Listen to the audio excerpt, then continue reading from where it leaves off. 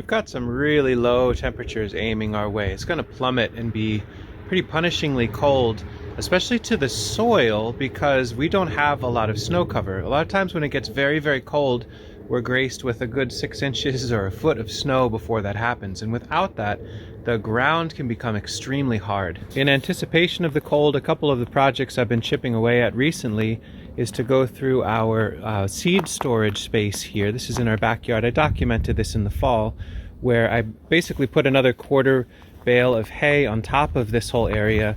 I unfurled these reflective sheets. There was a weird, nasty dairy operation that was getting rid of these for free that I found on Facebook Marketplace. So I figured let's give them a new life doing something nice. And so this will help reflect some temperature back in. There's canvas on there. Some burlap sacks are flapped over the north side here. Kind of ragamuffin looking, but it's basically insulating the tree seeds that are in this area so that they don't have to endure extreme cold. I also put some time in to add a couple solid more wheelbarrow loads of hay around each of these air prune boxes. I documented this in the fall as well. There are 3 boxes here that were planted to various sorts of interesting oak trees, so fall germinating seeds, and it's a bit of a question mark how they'll do with how cold things will get, but I thought I would re-up some of the mulch around them, at least minimize the cold air that can sneak under them, and try to keep these a little bit buffered during the cold snap. It's a good reminder that air prune boxes are wonderful, but they can be risky in areas that get extremely cold. So I'm glad I didn't plant lots of things, just a couple of boxes just to see how they do. And we'll share notes in the spring how this unfolds. I also went through and insulated the garage a little bit. We use the garage as kind of like a de facto refrigerator in the winter months. I used, looks like human hair. This is from some funky variety of sheep that friends had.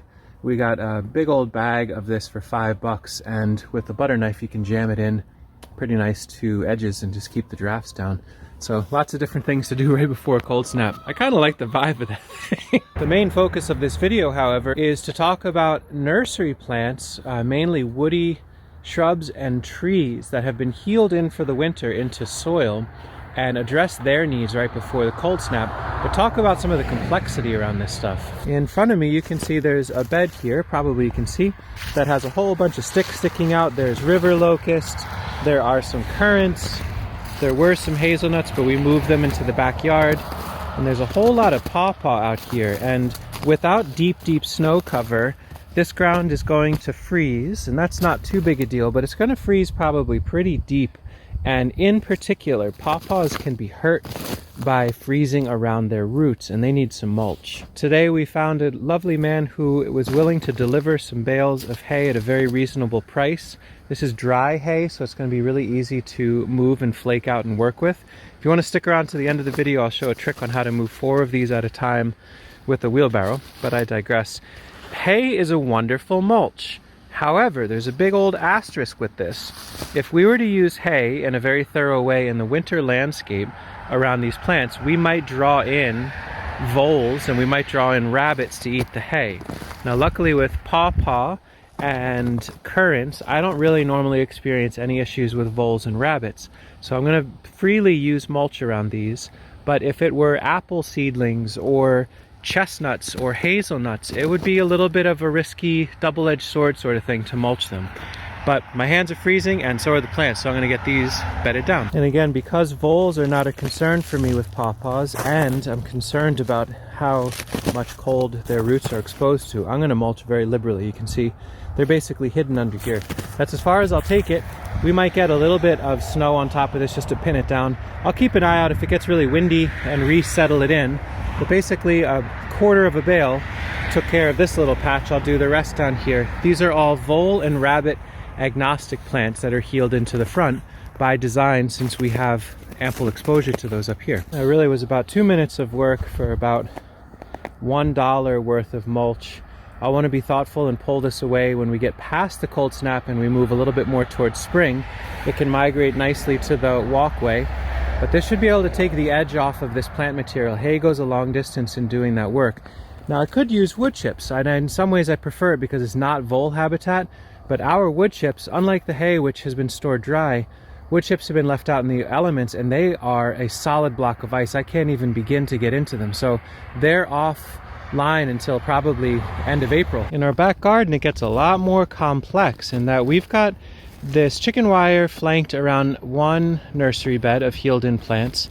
And these are some very high-value plants, and they're also a little bit more complex in what I can do here. There's some plums, which shouldn't be bothered by rodents that much, but there's hazelnut, there's chestnut, there's peaches, there's oaks, and all of those have been browsed by rodents before, by voles. So if I were to put an immense amount of hay, for example, on these chestnuts, I learned this lesson the hard way a bunch of years ago. I had 300 beautiful field-grown chestnuts. I healed them into a bed in the fall out in the field, and I put an immense amount of hay, forgot about them until the spring, and every single root had been eaten on those. So I need to find the balance there. What I probably will do is mulch thoroughly in here for now, and once we get back to a more mild moment, I can pull the hay away just to reduce the likelihood of voles. I haven't seen them or sensed them out here in a while, but they can be an invisible challenge if you mulch deeply with things like hay or loose leaves around garden beds or nursery beds with high-value woody plants that they desire. Same picture's happening in here. I already went through and did some mulching. There's lots of cultivar hazelnuts here, and then hundreds and hundreds of very high-value trees of Nanking cherry, cultivar peaches. There's a bunch of gumi on the far end. If I don't mulch at all, I don't think I'm going to lose plants, but it's the kind of thing without the snow cover. I have learned that the cold can penetrate deeper and deeper. You can see the freeze thawing, the heaving that's happening here. Each time it heaves and lifts in this wet soil, the clayey wet soil, and that freezes, the cold can penetrate deeper. And once you start getting ice around the root zone of plants, they can survive it if they're a cold hardy plant, but it doesn't make them feel good. So I'm going to go strong on mulch through here and make a mental note as soon as we're past the threat of deep, deep, deep Arctic freeze to remove that so we don't build the vole pressure. Before I put down the mulch, I am applying a nice liberal dose of, we'll call it liquid gold, all through here. This is very strong aromatic. It's a nutrient, which is it's high nitrogen for sure, but it's also a predator aroma that keeps these creatures away a little bit.